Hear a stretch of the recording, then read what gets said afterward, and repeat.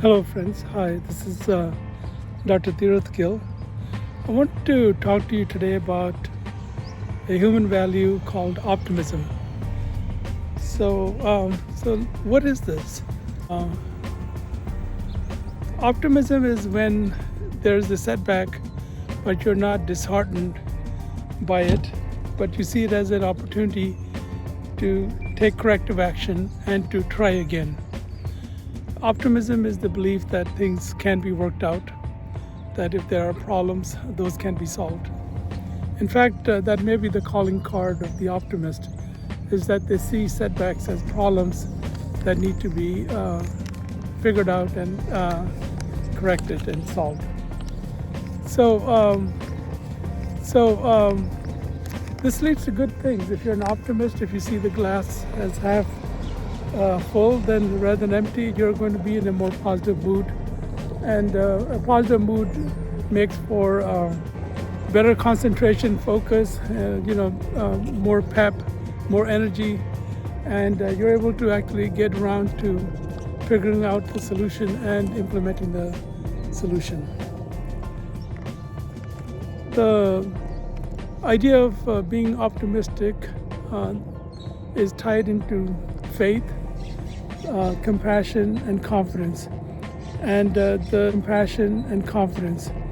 And the scriptures from different faiths, they encourage us repeatedly to have faith in the higher power and to not lose hope at any point, but to remain optimistic and to make an earnest effort to solve the problem and to ask for help and to be humble and ask for help if you need it, but to persevere. And some of the greatest people that mankind can pay tributes to have been such people that have exhibited a high degree of optimism. And optimism is also closely attached to courage. You have to be courageous to be optimistic, to dream again and to challenge failures, and to have the gumption and the courage to take corrective actions. So some of the heroes of human civilization have been optimists. All the major religions that were started, they were started by optimists. They were people that believed in a better nature of humanity, that human societies could be organized along moral, ethical guidelines, and that the situation could be improved. That the situation could be improved for most people and all people, in fact, and could be improved for most people and all people, in fact. And they wanted to create that heaven, so as it in heaven, so shall it be here on earth. That was the whole intention. And so those are the original optimists. Some of our great leaders, such as Abraham Lincoln, have displayed a high degree of optimism because they kept going despite setbacks and failures. Thomas Edison, the prolific inventor, the Wizard of Menlo Park, can be seen as a great exemplifier, example of being optimistic. The man tried over 1,000 different samples for the light bulb that he was trying to create. And so that is high degree of optimism that impelled him, drove him to keep trying. And he succeeded. Viktor Frankl was a psychiatrist, and that was imprisoned, a prisoner of the Nazis in World War II. And he came to witness horrific events that the Nazis are known for. He saw people come in and tried to cope with the situation. One of the things he realized was, including in himself, he lost many family members. One of the things that he realized is that the attitude is the ultimate freedom that human beings possess, and that no regime, no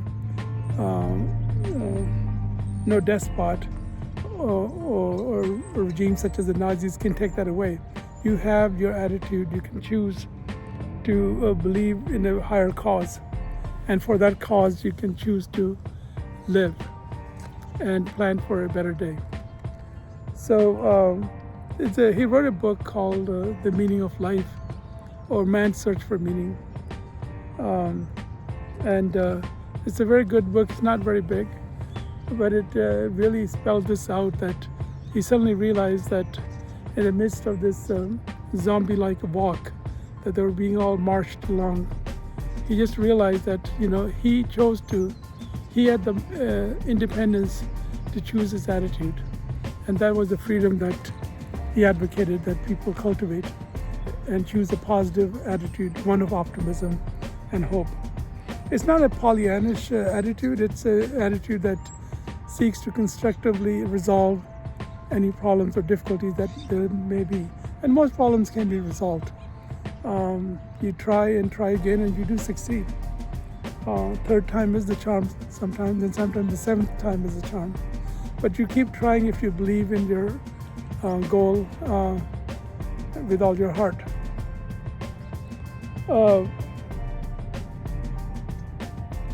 More can be said on this topic.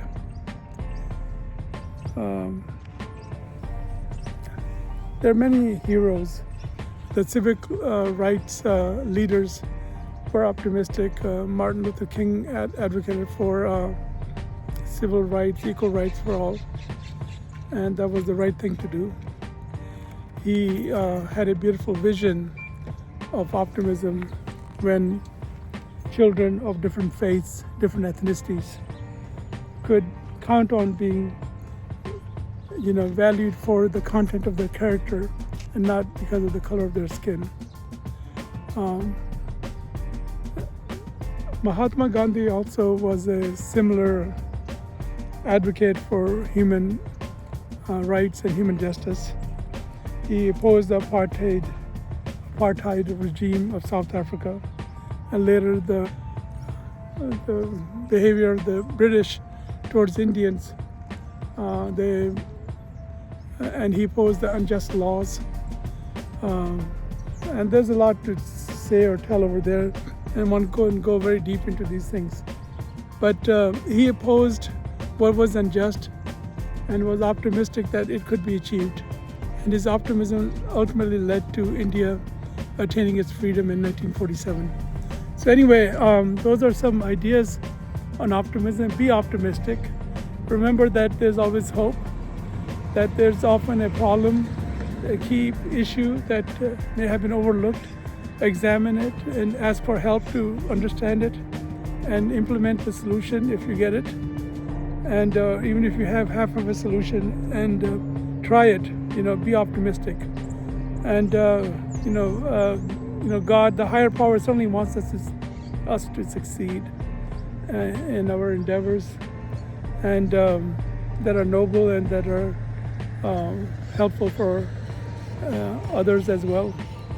He wants good things for us, and so he will believe that he is there with you, and go with that presupposition that God's with you, and try again and remain optimistic, remain hopeful, be confident, be hopeful, and be optimistic. Take good care. I'll see you in the next video. Okay, bye-bye.